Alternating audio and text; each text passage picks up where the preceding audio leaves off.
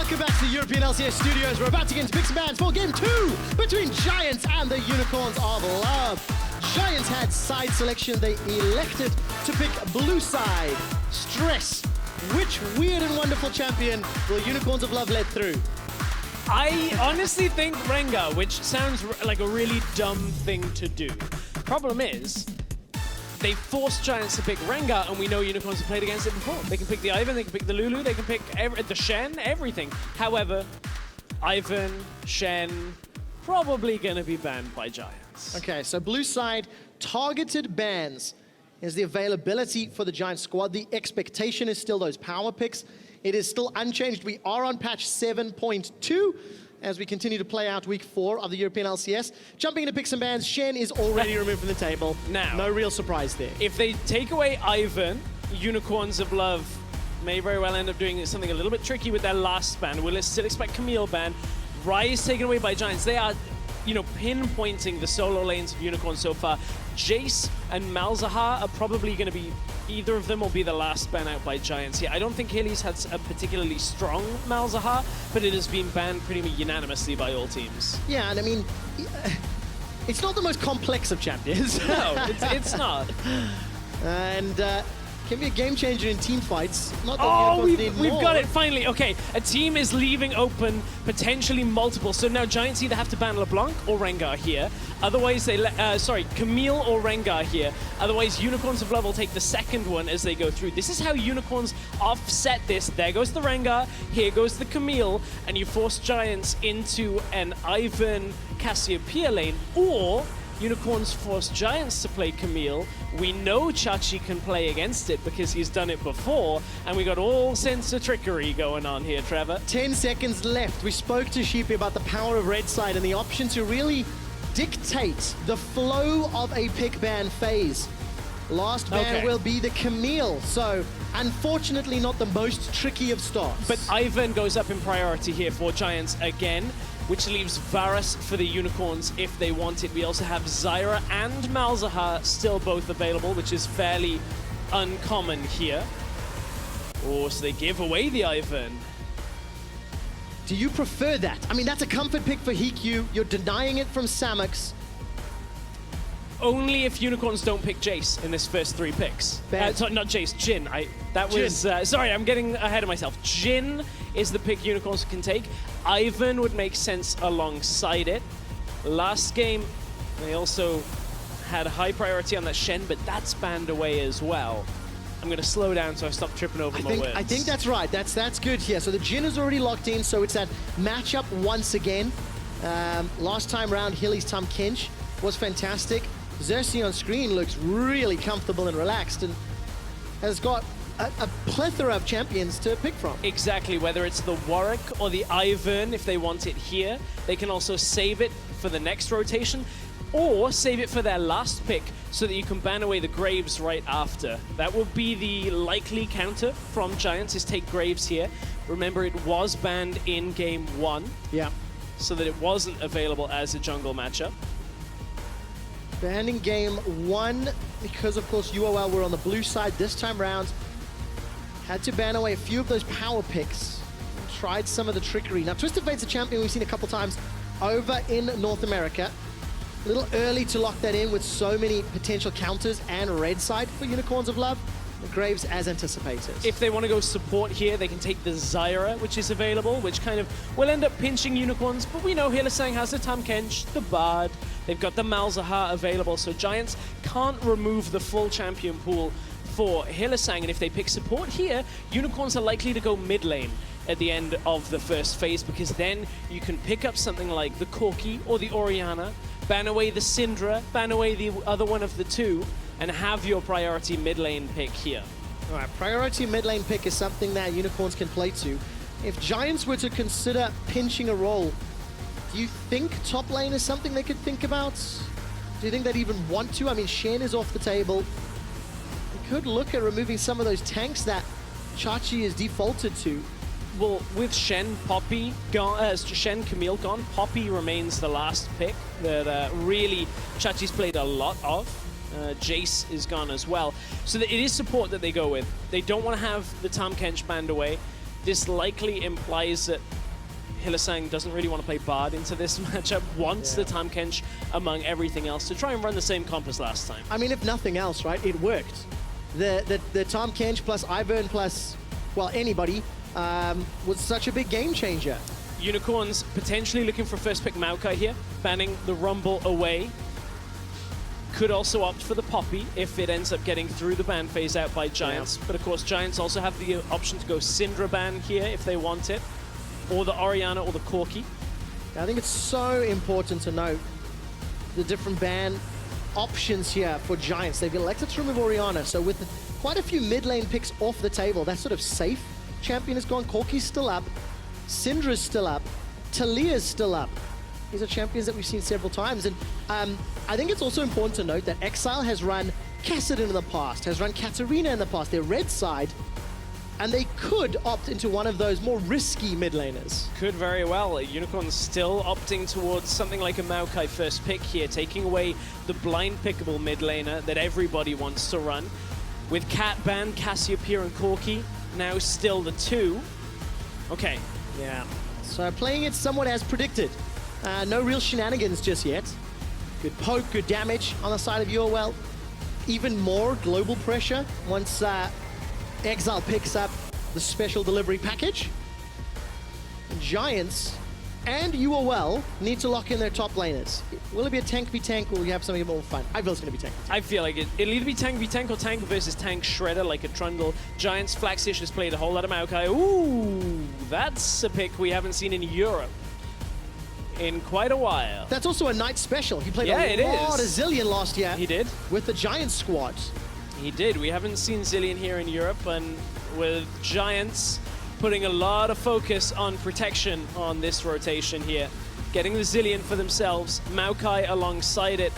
Okay, and it's tank versus outscale and split push in that top lane as Chachilux in the GP was available this time.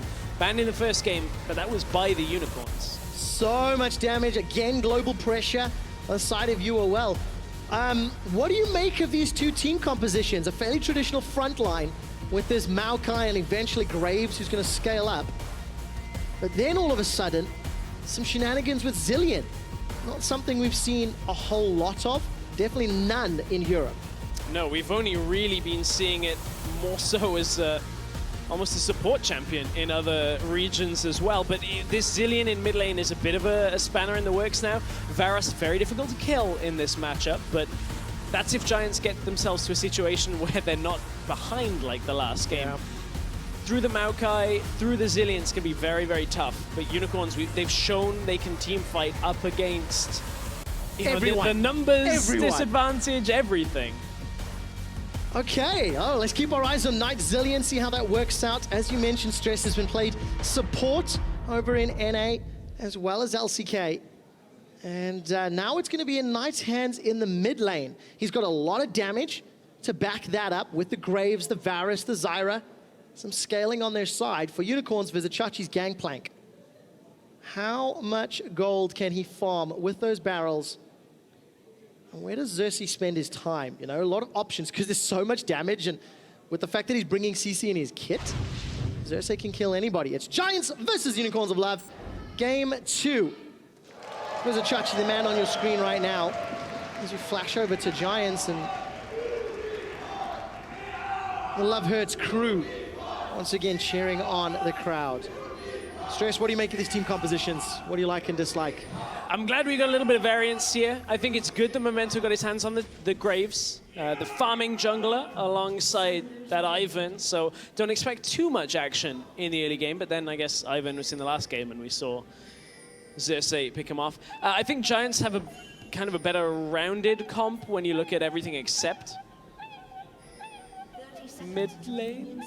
Somebody pet the kitty. Ouch. No, that's not petting the kitty.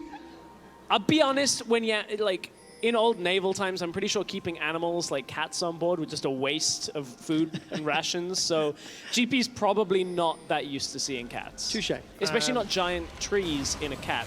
Yeah, that makes sense. I think he's going to get some poke down on Samix. Samix and Hilly, though, playing very, very aggressively with that tongue lash. trying to push forward, get some bush control. Also deny the plants, you know? Deny some of that setup that we see Zyras do oh so often. Yeah, we've very commonly seen this with multiple people, and that's one of the difficulties now. If Giants don't know how many people are down there, if that were the case, they would be more scared. But I think Giants have clocked on with that ward now that there's nobody else there. But got the ward as well, so Sam's going to be happy with that one. He's going to continue to chase. Almost getting the ability to stun up Hikyu. All right, consumables slowly being burned through. Longsword starts, and the biscuits. It's the race for level 2. We take a quick glance up top. Arcane smash from Flaxish. And I think Chachi won that trade. Yeah, just a little bit. Of course, corrupting potion for Flaxish and his passive will help him get back up. So Xerxes doesn't have smite here, so he can't just walk in, but there is a ward here that he placed.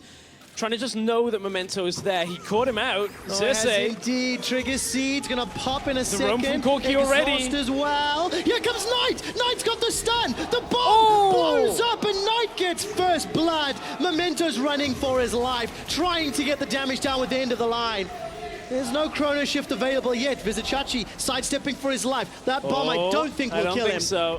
Especially not with the shield. They trade 1 for 1. 1 for 1, more even for Giants than the last game. Memento was caught out on that ward. It was the roam up from Exile at first, but they got Xerxes, well, they got Exile down before he could really assist Xerxes too much. Of course, it was Chachi picking up the kill in the top lane, and I'll give him a little bit of a boost towards his scaling potential, but this was the attempted steal again. So Memento was trying to just offset some of Xerxes' early pathing, trying to make sure that he couldn't get in to smite it down. Recognized, though, as Xerxes was coming through. Exile coming up from the lane gave it away. Memento was able to kind of kite back down for a little while. And just flashes forward to try and get the kill. Such good heads-up play from Unicorns. Placing that defensive ward, predicting or anticipating some form of invade. That means Unicorns, they get one back, but remember they gave up first blood. It was picked up by Knight. Knight also has teleport as a summoner spell. It is not matched because obviously Exile's running exhaust. What I like though is Giants instantly recognizing what was happening. As soon as Exile left the lane, Knight was out of the lane as well.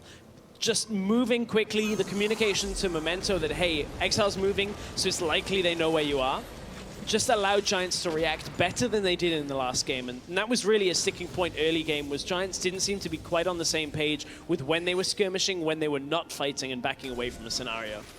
We caught a quick glimpse there of Exile trading with Knight. He managed to sidestep that second time bomb. So that means was not caught out by the stun. And I think, you mentioned it a moment ago, Stress, the fact that Vizichachi got the kill and got the blue buff, just going to allow him to take control of this lane. Pushing in very heavily, spamming out those shots, and there'll be pressure on Flaxish to farm under tower now, but luckily with Maokai and with the support you have Memento. Chachi's pushed up, Chachi, no flash. No flash at all, locked down. He's just going to get shut down really easily. Memento takes a red buff. And that was everything Flaxish was trying to set up in that top side. You spoke about how, you know, that should give Vizichachi the advantage. Well, Flaxish was just holding it ever so slightly off his tower, trying to build up a big wave, so when Chachi eventually gets ganked by Memento, there was no real chance. They're waiting for Chachi to TP back into the lane. That's why Memento's sitting here, but wait, bot lane. Oh, Samex takes a lot of damage. He flashes forward with the piercing arrow. The outplay, Samex and Hilly, they get shut down where they stand. Vizichachi did teleport back up. We'll quickly glance back down bottom. Hilly's running forward. The tongue lash in one more auto does the job. Exhaust onto Hikyu. Trigger Seed shield may be all that's needed. Not, because just the red buff and the autos. All right, did Chachi survive that one? Yes, he did. Memento's gonna repeat gank. Oh no, and again up to the top lane. Uno momento, por favor, is what Giants are yelling. And that's all Memento will get. One kill, uno mas. Just the repeat ganks topside again and again and again, trying to just put them as far behind as they can. But Giants are actually trading fairly effectively across the map against the Unicorns, better than they did in the last game. This was the bot lane exchange where eventually they went on to Hustlin to try and get the kill. They weren't anticipating Hikyu just flashing aggressively for Samex. Starts charging the Q, lets it go. Flash instantly as the animation finishes. and follows up with the auto back up from the top lane at the second point, but it was Xerxes roaming down. Hylissang and Xerxes thinking they can take out Hustlin as the exhaust goes down on Hikyu. Ends up going pretty well for them on the bot lane. Xerxes could just smell that something was up. And he was able to get in there and respond effectively, you know. But keep in mind, Hustlin and Hikyu have been pushing the whole time. And that was the opportunity. So Unicorns of Love, they're even at 6 minutes. Giants, with their team composition, they've at least traded blow for blow. 1 kill apiece for Memento, Knight, and Hikyu. And that's, you know, where it goes wrong. When you push too hard in that bot lane where you're overstepping without the wards, down comes the jungler, and suddenly just the support comes and kills you in the jungle. There's just no follow-through for Giants. And that was, you know, that was what was lacking. And looking at your minimap right now, Exile, Flash and Exhaust available. Exile's gonna at least Valk forward, and Memento actually not coming up for support. So what could have been a collapse onto Exile ends up being a slow invade here for Ivern. End of the line, bounces back, burns through the shield eventually. And now Hylissang sidestepping. Hikyu is almost in Devour range. One more shot. Gets gobbled up. Teleport coming down for Flaxish. Oh, no, Knight! Knight! He flashed! Oh, Chrono Shift to save his life. I think he would have died anyway. Devour range once again. Flash forward from Samux. Where's Exile? No, it's not going to be in trouble. Cannon Barrage! Boom! And boom goes the chances of Giants coming out even in this. Oh, Unicorns just taking the good fights across the map again. This time, Knight tried to TP out, cancels the TP, flashes in case of a phosphorus bomb or the rocket that comes through, and ends up just taking the auto attack. Knight, if he'd have dodged and maybe stayed alive, it would have looked great, but then realizes he's got to deal with his Corki as soon as he comes back out of that ultimate. All right, Flaxish, I hope you got a sweet tooth, because here comes Daisy! All right, looking for the knockup from Daisy, almost there. Locks down Flaxish, so does the Root.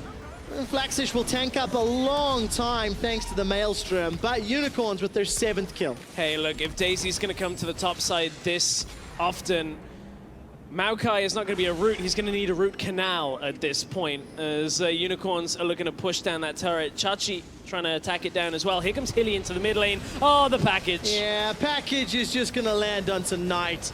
He gets himself a lashing from Hilly's tongue, and Exile picks up the kill. I mean, this is great. Unicorns had a reactive team fight, much like game 1. But now they're playing proactive. And again, they're looking proactive. There's no flash from Hikyu. They brought Exile. Exile gets another. This is just fantastic play from the Unicorns of Love. And this time it is proactive, as you were saying. The analyst desk talked about this, about how they were reacting, playing to Giants, just running at them time and time again. This time Unicorns, their composition kind of facilitates. They need to be more active here. Yes, they have disengage tools and GPLs to try and get yourself away, but if they're using them actively, that's when the strength comes from it. Using the package to punish Knight when he has no summoners in mid lane. Using the Abyssal Voyage to punish Hikyu when he has no summoners in bottom lane. They're just doubling down on everything they have when it comes to their global presence, and Unicorns are using it very effectively. I mean, Unicorns have just got a team of 5 individuals who are playing exceptionally well in their roles at the moment. You know, they're really showing up in every engage. Then as a team, their communication in team fights is fantastic. Taking a look at Xerxes, going to try to stop this invade from Memento. There's a little bit of support from Flaxish. That means there could be pressure on Exile. So let's keep a close eye on how this plays out. As it stands, Giants back away. But yeah, to bring a closer eye on Xerxes versus Memento, Xerxes' first pick, Ivern, was exceptional in game 1. Oh, I'm not going to be allowed to talk about this because Hustlin's hungry. Again, he just wants to get fed. Devours up, will be able to spit Hikyu backwards. Samux comes forward and just brings the hammer down. Hilly's not done. Hilly's still chasing because he knows he's got support from Exile and Samux. It's just not even fair anymore. Oh, man. Hikyu held his flash because he thought, okay, after Devour finishes, I'll flash away. Well, Samux lands his W and easily trades it. Samux did die in the second half of that exchange. Yes. We'll take another look at how that exactly happened. At the moment, though, there's going to Yeah. be some more fighting, I believe. Yep, that's right.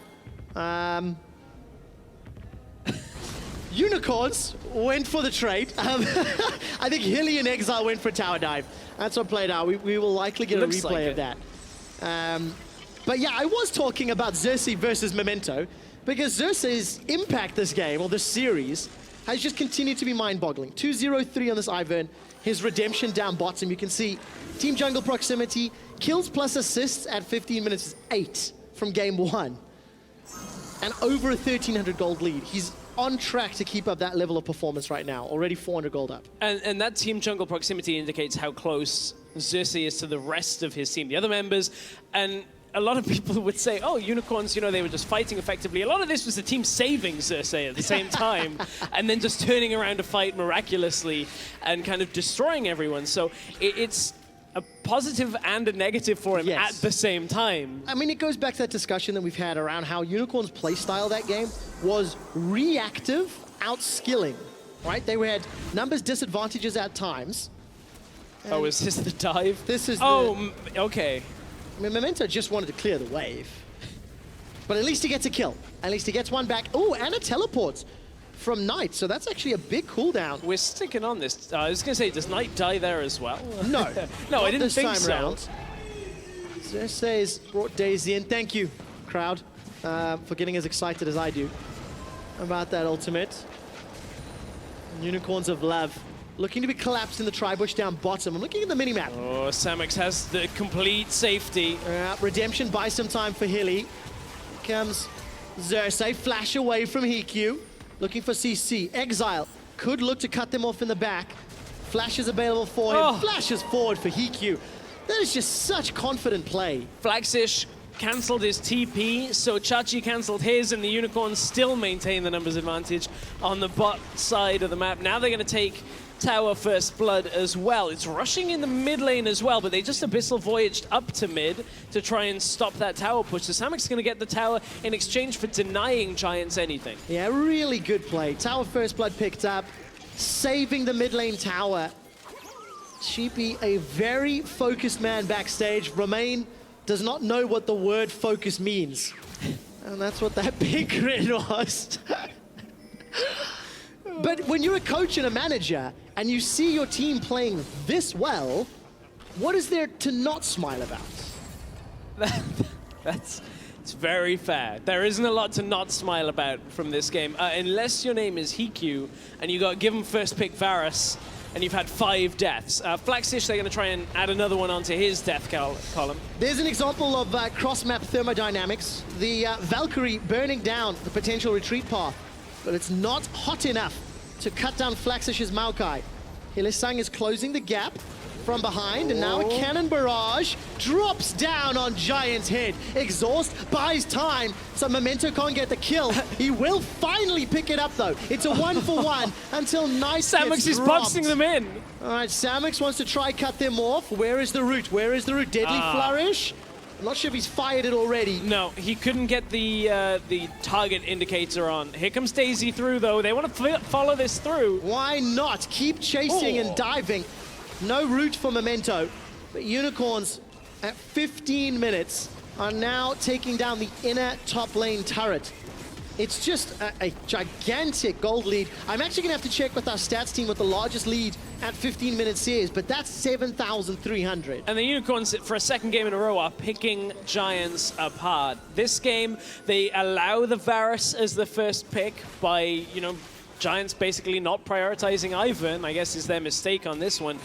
Giants get it, and it gets camped in what should be a lane that pushes out and you play safely. Tahm Kench theoretically shouldn't be able to kill you, but as soon as that flashes down, they've done it time and time again. Now Unicorns move to the other side of the map, and suddenly, although Giants look like they have some fighting power, it doesn't really come up to anything. I mean, this Zillion hasn't done much for them. The Maokai kind of just drops low in the fight and stands there.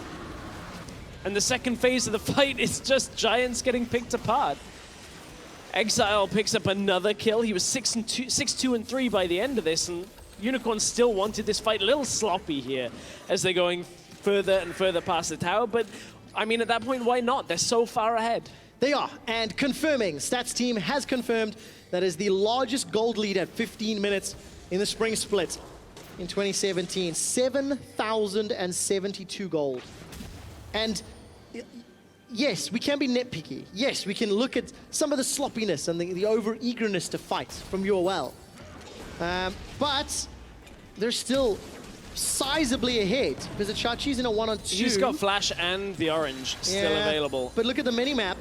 Because there's Here an comes- abyssal voyage. Oh, no. Here comes Hilly and Samix. Memento's Oh, the no. target. Teleport comes down from Flaxish. Memento sidesteps, uses the collateral damage to put some distance. Hustlin looks to root down Hilly. Ooh. Hilly's gobbled up Samix, and it's a turnaround. Giants with a double kill. Much better out of the Giants turning around, but look at how much they just used for that. And mid lane is now vulnerable with Exile pushing on, so the kills go over to Giants, which is a gain for them, but they're losing a tower, and overall, Unicorns will take that trade. It's messy. That was not an effective trade for them, but they come out ahead still from it. Taking down that mid tower, getting now entrance to the tighter entrances to the jungle is much better for Unicorns. Now they're going to continue on to Flaxis. Chachi wants this. He really does. The Chrono Shift's going to buy a lot of time, though. It's about to. Time out! Oh. Chachi can't find the kill. Onto Flaxish. The Chrono Shift was enough there. Knight also used his flash and teleport in that previous engage.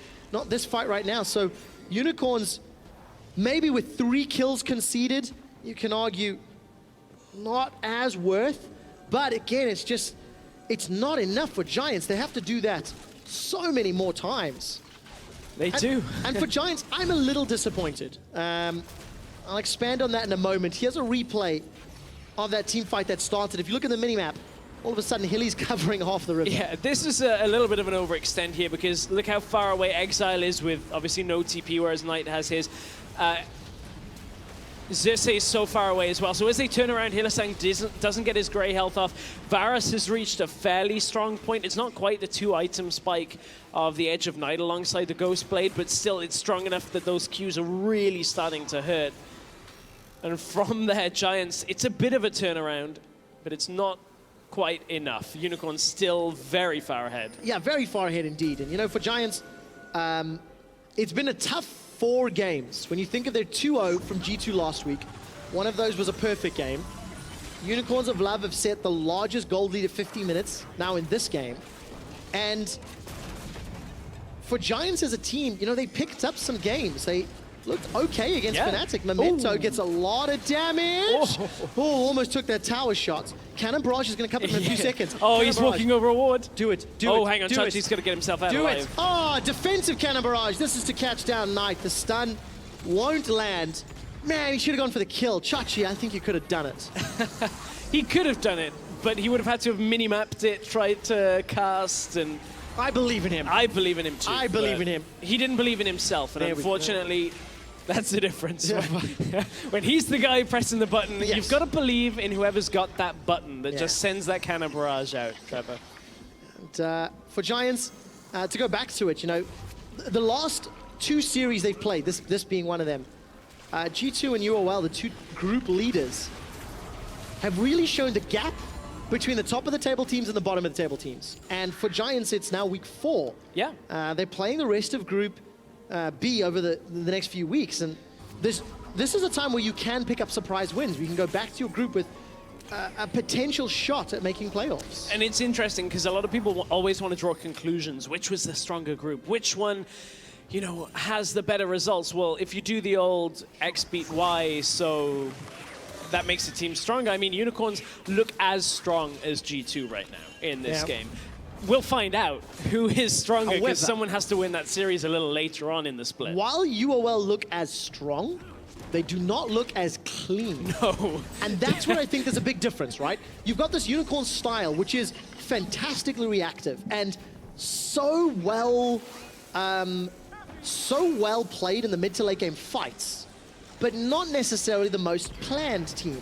Whereas G2 are playing much to the opposite. You know, you're seeing them really trying to coordinate, really try to play the map well. The fact they got a perfect game last week is a testament. Yeah. And Giants and Unicorns of Love, you know, they're going to be playing against one another.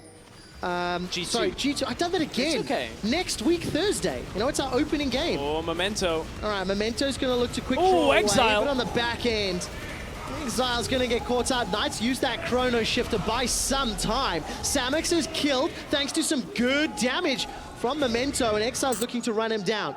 Firing out that missile barrage over and over. Tagging him. And the Abyssal shuts him down. It's a 2-for-1 with Unicorns jumping in. And yeah, next Thursday, G2 versus Unicorns is the top of the table for both groups. I can't wait to see that because Unicorns should be able to close this one out. Now we're judging how clean, how controlled. What do they give up? What do they concede when they're trying to push the next? Unicorns at the opposite end of that spectrum to G2 realistically, but Unicorns still able to turn that fight back around. You saw the potency of this Graves jungle that works very effectively with the lethality changes. Ouchies! Already gone. Yeah, ouchies indeed. Hylissang also going to buy some time with Devour, gets Exile out to safety, and Vizichachi takes the tower. So, I mean, pressure in the mid lane. There's no answer in the bottom lane. And Chachi with a 30 CS lead, with a level advantage, is still putting pressure on Flaxish's Maokai. And he has TP available, so when he eventually recoils away from this, they will have teleport advantage. He can go topside, clear out that wave, impact the map, push the wave back out, and set themselves up for a Baron. Now, in game one, we saw a very early Baron based on the Ivan and the Cassiopeia. I don't think it's quite as simple, but they have a 9-2 and 3 Corki, which has a lot of damage as it is. So they do still have damage to deal with Baron fairly quickly if they want it. Unicorns, this was the setup from the fight. Giants overreach into the mid lane, but still turn things around. Hikyu dropped low enough at the beginning of the fight that they could pick him off, but it was the Zillion ultimate that kept him alive. Memento kites down, gets the kill on Samux, but has to run for his life as there's no way he can output any kind of damage like Exile right now, who's on a monster run in this series. We're into a fight. And it's a double kill. He's already got it. Of course it's a double kill. Cannon Barrage bought some time. Unicorns will take their third as well. It's just there's nowhere left to go. Knight is trying to use the time warp. Very good sidestep with that movement speed increase. Unfortunately, it just doesn't matter. I mean, Unicorns now can peel back, use Daisy to tank up Baron. That's exactly what they're going to do. Well, 11-2-3 on the Corki. You know, Knight, he took a step to the left, dodged out on the rocket barrage, and honestly, this is a bit of a Rocky Horror Picture Show for the Giants right now, as Unicorns, for the second game in a row, have just an immense lead as we pass 23 minutes. Hylissang does not care. Running down the Zillion, like, it's just tough. Oh, almost caught Jack Hylissang Sparrow. It's just tough because Unicorns are just very clearly a stronger team, you know, on an individual level. So you can go back and you can criticize, pick some bans, you can criticize team fights, etc. But as a team, UOL have 5 stronger players, and they're reacting more decisively and more quickly than Giants. And now Memento got a lot of burst damage, collateral damage, not even going to get shot. Knight has bought some time. Memento. Straight between the crossbars.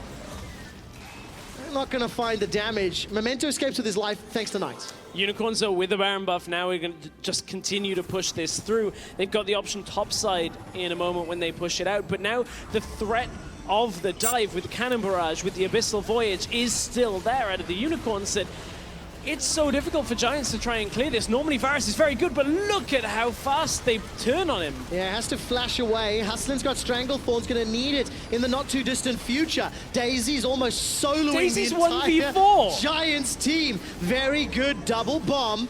Will at least slow down the siege. And the inhibitor turret stands to live a few seconds longer. This captive audience bombs, or traps rather, not really going to do a whole lot. And Unicorns back away, happy with the 12k gold lead. I'm going to play this one safer. Oh, this is the kill that we missed. Not quite a 1v2, but still great. Still good damage out of Exile. Cannon Barrage helped out just a touch. And that was 2 versus 1. So Hikyu, he's excused. Yeah, I mean, just Unicorns using their ultimates so well. Like, looking at Vision, that was Hilly playing very aggressively because he knew he could jump in onto Hikyu and shut him down. And not only that, that was Giants playing way out of their territory. For all the joking and you know, trying to bring a little light side to this. Giants, they were pushed up in top side as Unicorns were regrouping on the map. You saw Hiku in the jungle on his own. His support wasn't anywhere near him. There was no vision control from Giants in their own side of the jungle because they can't against this Unicorns team. They get jumped on as soon as somebody from Giants shows up, whether it's Abyssal Voyage, Cannon Barrage, the package, Unicorns pounce and just take them off the map. There are no offensive plays, really, that Giants can make that are going to be a high chance of being effective. And it's just so tough for Giants. Like, look, this is not a series that they were expecting to win. Okay, you know, they're 1 win, 3 losses from the first stage of group play. And they've actually got a really tough schedule. They open cross-group play with Unicorns. Next week, they play H2K. Then they play Splice. And then they finally get to Vitality and Origin. Down the lower half of the table. Hustlin just gets chunked down by big damage from Exile. And for Giants, this needs to be a learning experience. There's a lot to learn. And then Exile. Look at the crit. Cannon Barrage comes down as well. Chrono Shift from Knight keeps him alive, but it's Flaxish's Meowkai that gets flashed on. Hustlin, he gets shot down as well. This double ADC is ripping Giants apart. And Memento, despite his best efforts at 4-4-2, his team's laners have just fallen apart. It's 4 members of Giants down, and the Unicorns, they might be able to push on to the Nexus here, Stress. Hylissang is actually running Memento down. That is ridiculous. That's game. Unicorns of Love are destroying Giants' base. And there's simply no one left to defend. The Unicorns of Love destroy Giants.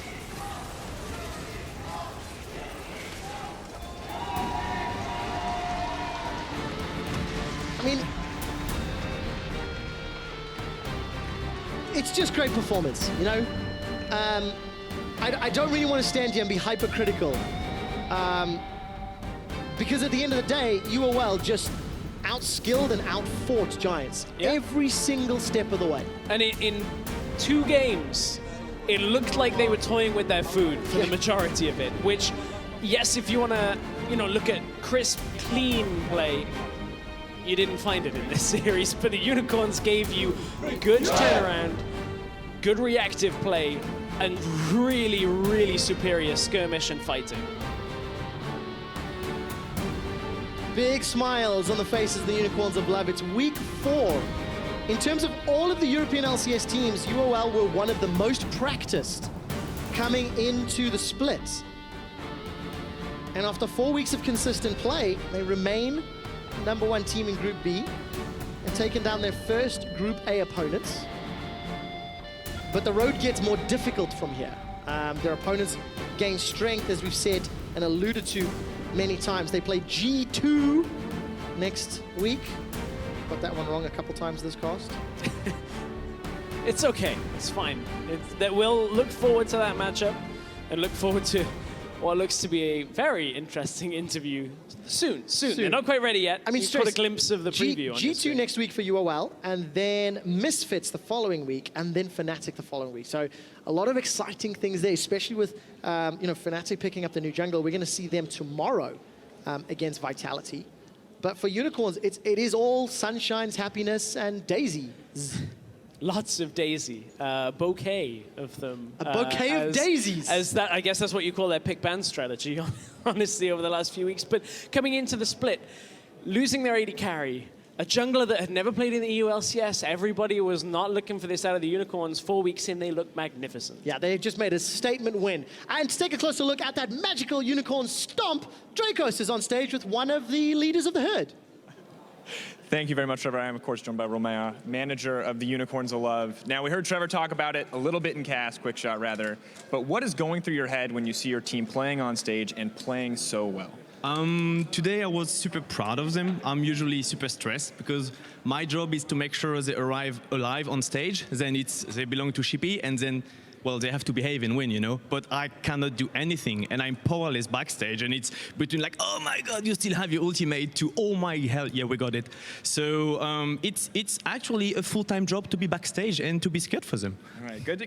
Sorry to hear that it's so stressful, but glad to hear that you're so passionate, so involved in the team. Now, Unicorns of Love, you guys have found a ton of rookies recently. You've been bringing them up. We saw it with Veritas, with Exile. We're now seeing it with Cersei and Samix as well. I'm curious, what is it about the Unicorns of Love as a team, as an organization, that allows you to bring this talent up and to find this talent?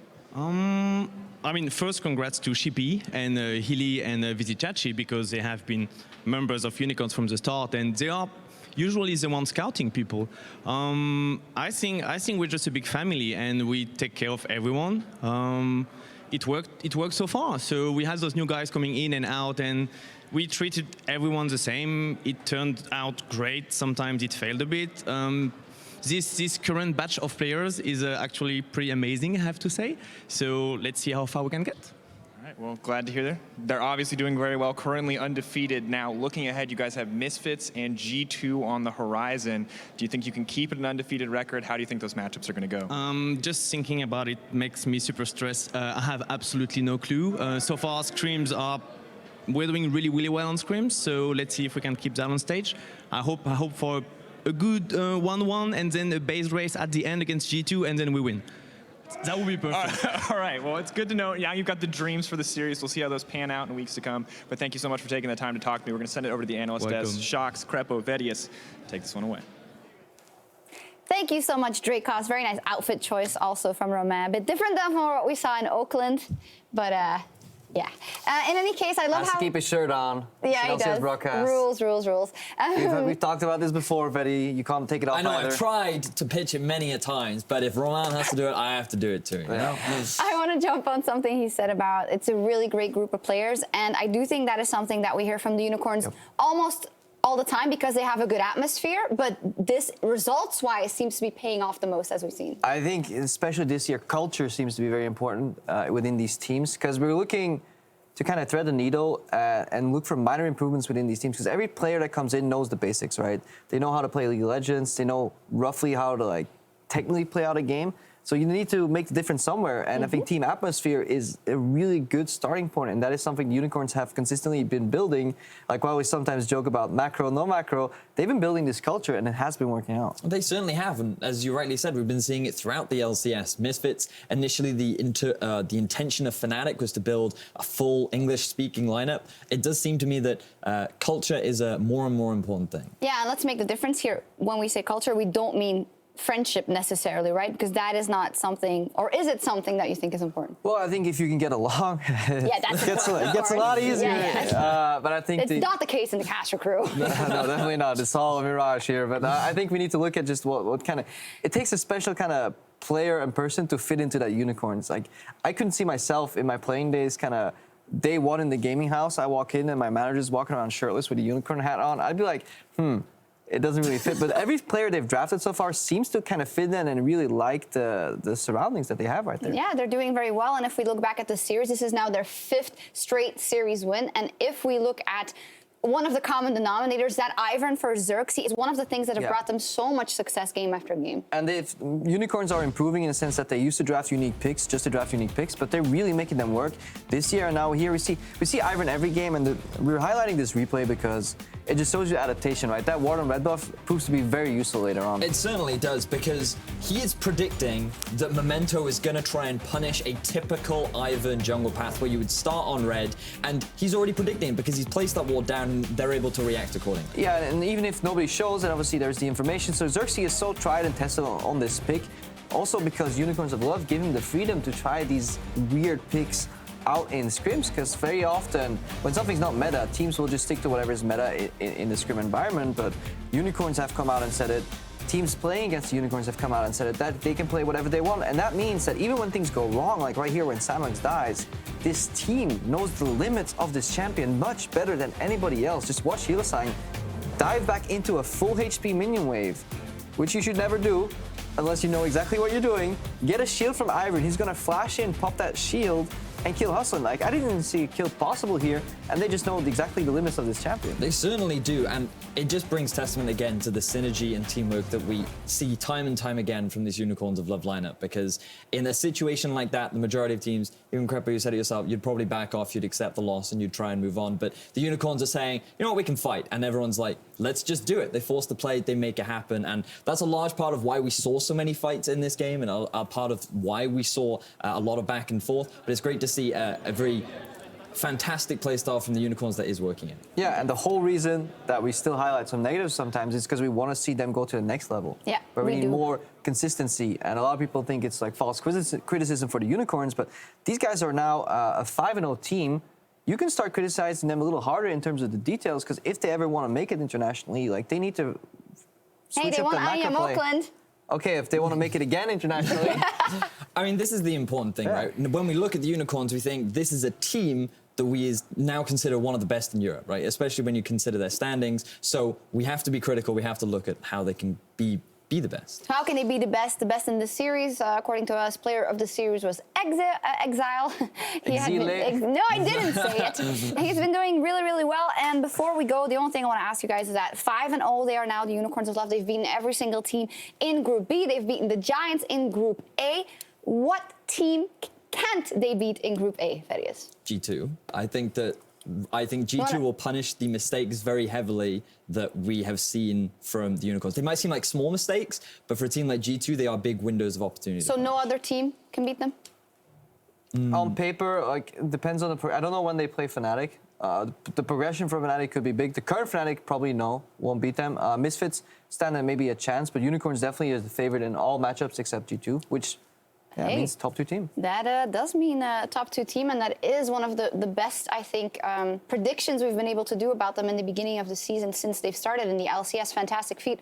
The Unicorns of Love, they are our first winners of the night, and we'll find out who will join them when G2 takes on H2K in a best of 3 right after the break. See you in 3.5.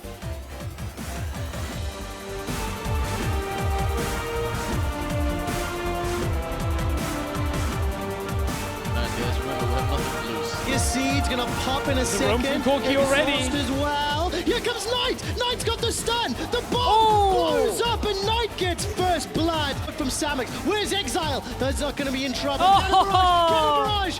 Boom! Oh no. Here comes Hilly and Samux. Memento's the target. Teleport comes down from Flaxish. Memento sidesteps, uses the collateral damage to put some distance. Hustlin looks to root down Hilly. Hilly's gobbled up Samux, and it's a turnaround. Giants with a double kill.